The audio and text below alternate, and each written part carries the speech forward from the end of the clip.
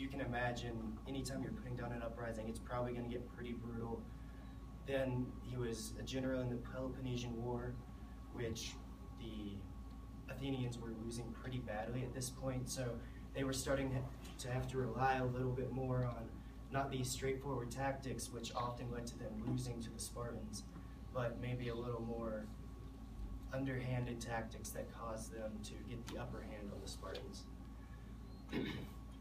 So if we look at the character choice for Odysseus, if he was meant to be, total villain, this is what you should not do in war, I don't think Odysseus would have been chosen as that character. He was known as a cunning hero in these stories, not a villain who did the wrong thing. So even initially, whenever we think of Odysseus, we think of a good guy who's doing what's right. And so he already has that framework as a hero who is doing the right thing, even if he's not going about it in the most ideal way possible. So, and in the end, if we look at the final consequences and what Sophocles saw the gods as wanting, Philoctetes they wanted Philoctetes to return to Troy and return to the war. Really, Odysseus went about it in probably the worst way possible, but his plan in the end was in line with the gods' plan to return Philoctetes to war, although he did start to lose sight of the personal aspect and just wanted the weapon. While meantime, Neoptolemus really just wanted to get Philoctetes back home after a while, didn't care that much about returning to the war until Heracles came down and had to tell him, you're doing the wrong thing. So even though Neoptolemus had these great intentions, it wasn't really what was best for the war or what was according to the gods' will at that time. So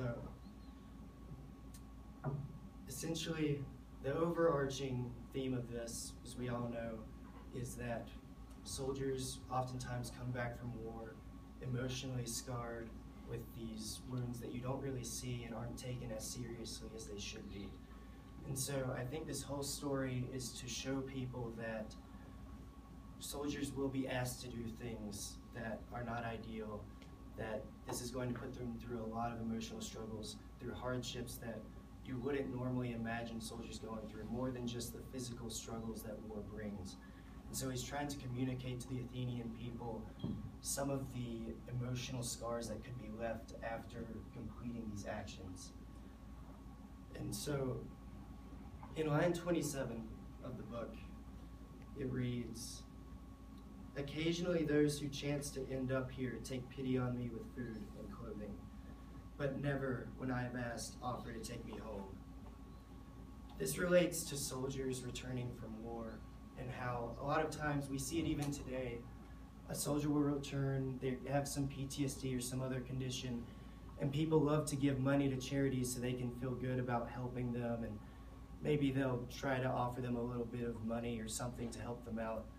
But very rarely will people put in the time to really get to know what that soldier has gone through and get to know their struggle and really help them in the long term and help them recover from those emotional, traumatic experiences.